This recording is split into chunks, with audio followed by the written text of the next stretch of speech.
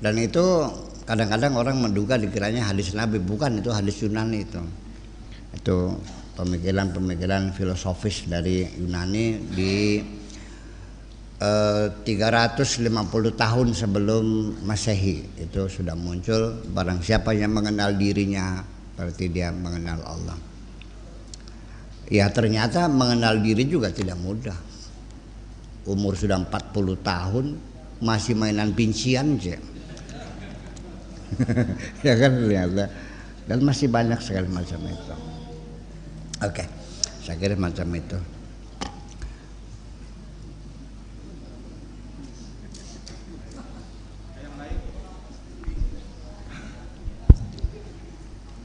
Assalamualaikum warahmatullahi wabarakatuh. Waalaikumsalam. Nama saya Mansur Buya. Tadi di antara penjelasan yaitu nama Mansur dari Tegal Gubuk. Iya.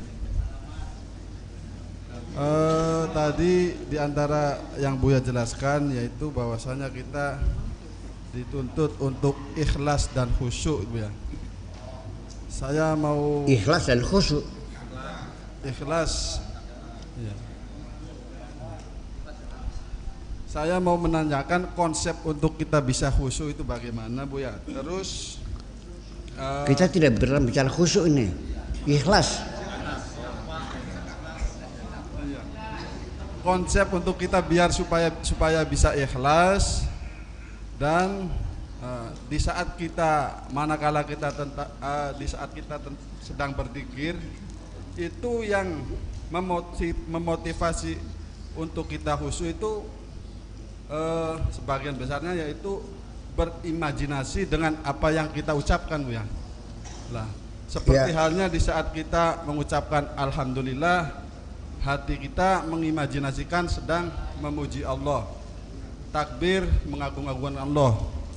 Tapi untuk tasbih subhanallah itu kita masih kebingungan, Bu ya. Kebingungan apa yang harus kita imajinasikan di saat kita mengucapkan kalimat tasbih, Bu ya. Sedangkan Buya pernah menjelaskan tasbih itu artinya kerja keras.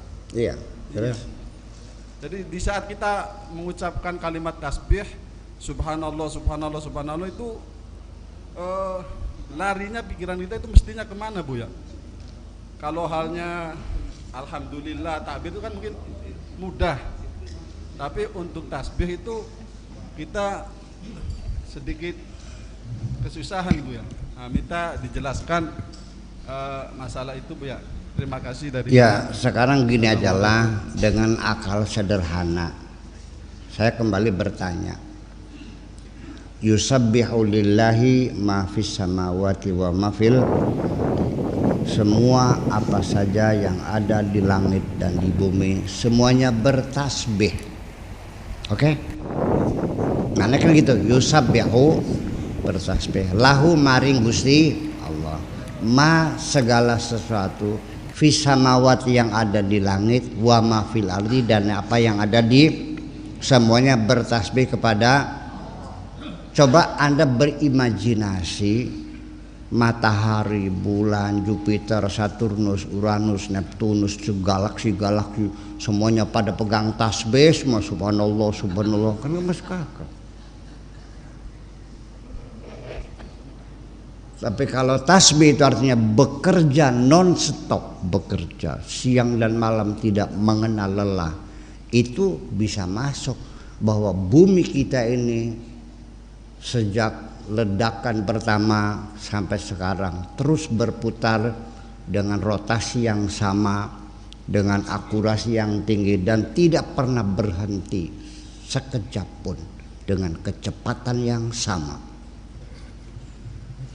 Bulan pun demikian, dia mengorbit dengan orbit sinkron di sekitar bumi dengan ketepatan waktu yang sangat akuratnya tinggi sekali, sehingga sekian tahun mendatang sudah bisa kita hitung karena pada detik sekian, menit sekian, jam sekian posisi bulan ada di sini, sehingga akan menutupi cahaya matahari, terjadilah gerhana matahari. Saking tingginya akurasi sehingga bisa diprediksi dengan tepat.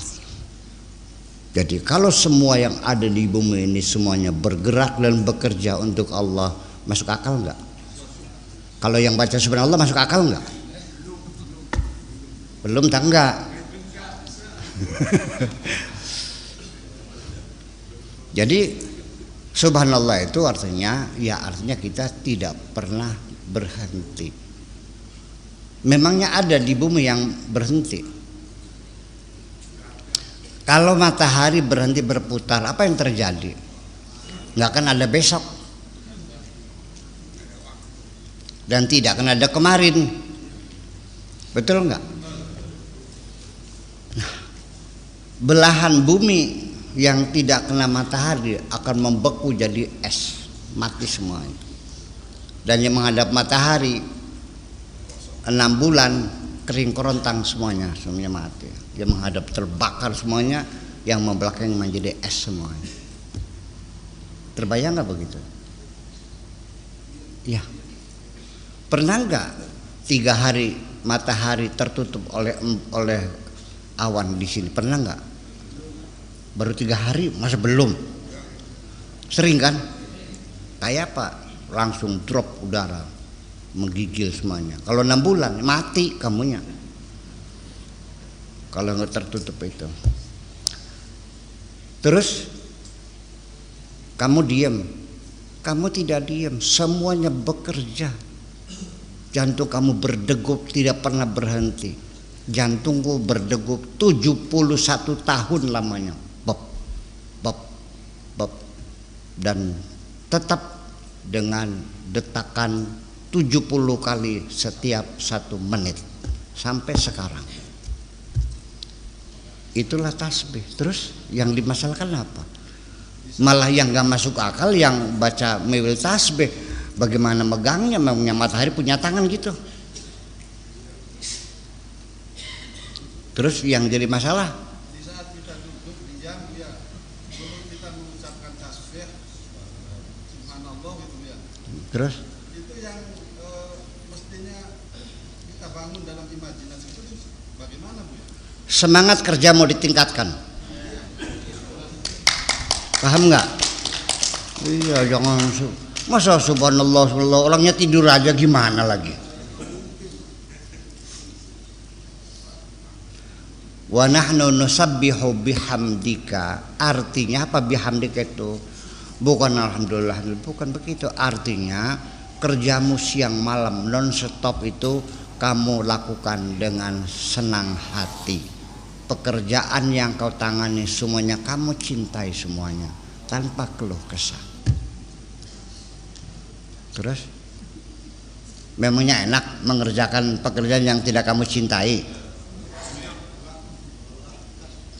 Ketika kamu sudah tidak lagi mencintai istrimu, sumpah enggak? Iya. Itu lebih hamdik, itu artinya dengan segala senang hati. Sekali lagi bahwa ya boleh saja lah, ini kan penafsiran. Orang yang ngotot baca tasbih emang enggak masalah saya mah. Namanya kita adu pikiran aja. Cocok ke sana silakan, ke sini silakan memang. Cuma kalau saya ingin menerangkan sekali lagi bahwa ketika pertolongan Allah datang, idza jaa nasrullah, oke? Wal fatahu, dan kota Mekah ditaklukkan, oke?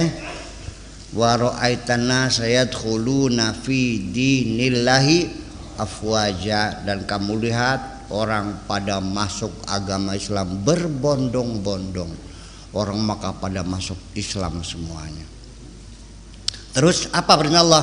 Fasabbih bihamdika, disuruh nyari tasbih, terus suruh baca subhanallah. Nggak masuk akal. Menaklukkan kota Mekah dengan biaya yang sangat mahal, dengan darah dan keringat dan nyawa korbannya untuk merebut kota Mekah, cukup dibalas dengan subhanallah 33, lalu alhamdulillah wastaghfirhu, lalu Astagfirullahaladzim. Masuk akal nggak? Sekarang saya ingin menerangkan kepada kamu, fasabbih bihamdi rabbika. Setelah Makkah ditaklukkan, kamu harus bekerja lebih keras lagi membangun kota Makkah yang kamu cintai dan tanpa lelah. Paham? Fasabbih bihamdi rabbika wastaghfirhu, dan kamu lakukan rekonsiliasi, saling memaafkan. Tidak ada dendam sejarah di antara kita. Semua adalah umatku semua. Masuk akal enggak? Kalau bukan begini, bagaimana kamu menafsirkannya? Mungkin ini baru, mungkin ini baru. Ya sudah. Apa yang baru harus salah? Tetapi kalau Anda meyakininya bukan itu, maksudnya sudah baca tasbih, ya mangga, enggak ada masalah. Non formalitas. Maksudnya apa formalitas itu?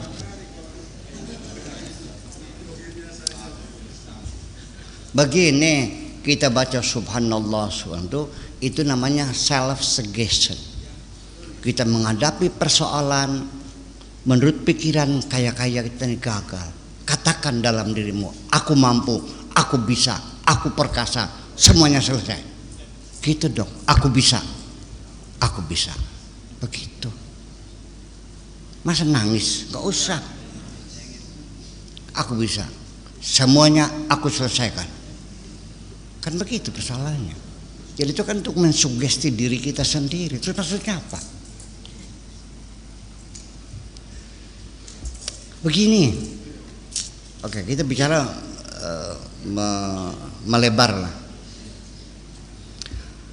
Apa maksudnya setiap habis sholat, setiap habis acara apa saja, itu selalu Allahumma gfirli wali walidayya wali jamil muslimina wal muslimat wal mu'minina wal mu'minat dan sebagainya. Memintakan ampun kepada mereka, semoga mereka dikasih ridho oleh Allah, semoga mereka. Maksudnya apa? Betul kamu saling mendoakan? Kok bisa bertempur perang saudara saling bunuh membunuh? Omong kosong semuanya itu. Berarti apa yang kita ucapkan itu diri kita belum tersugesti oleh ucapan kita sendiri. Betul enggak?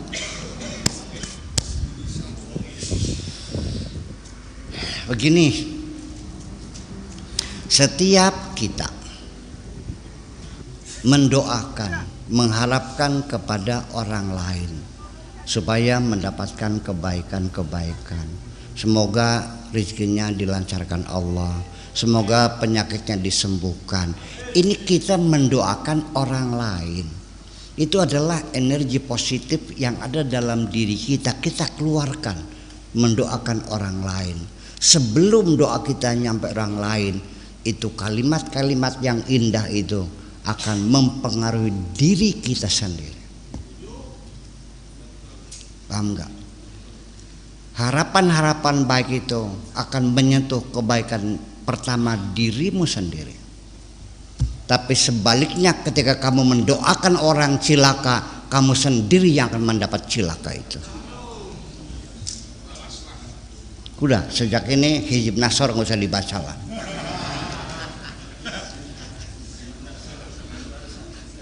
Iya dong. Tapi maksa silahkan itu. Iya. Maksudnya saya tidak melarang, menganjurkan maksud saya gitu. Jangan mendoakan orang buruk dong. Setiap kamu mendoakan buruk orang lain, itu akan memantul keburukannya kepada dirimu sendiri. Ada warung tetangga laris. Kenapa kamu cari dukun supaya tidak laris? Itu kan jahat. Namanya apa itu tuh? Dolim. Kasud.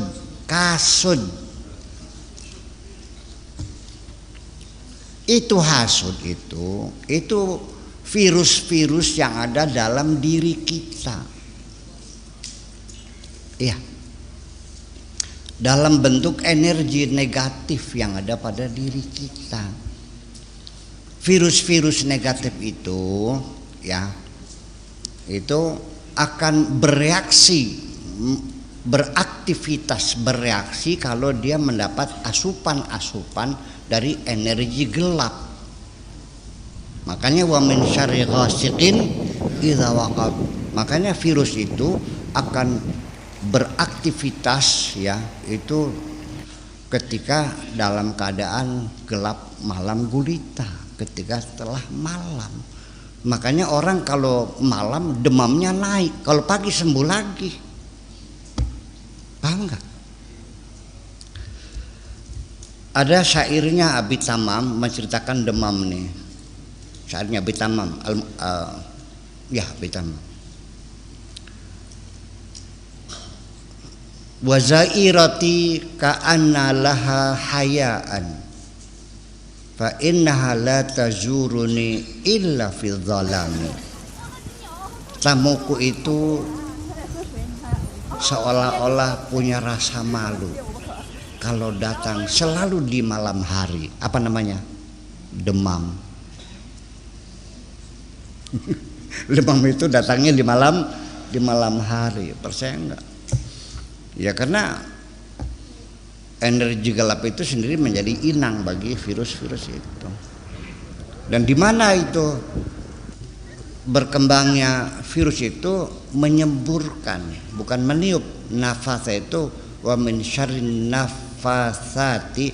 Nafas itu itu nafas. Kalau itu mah nafakha.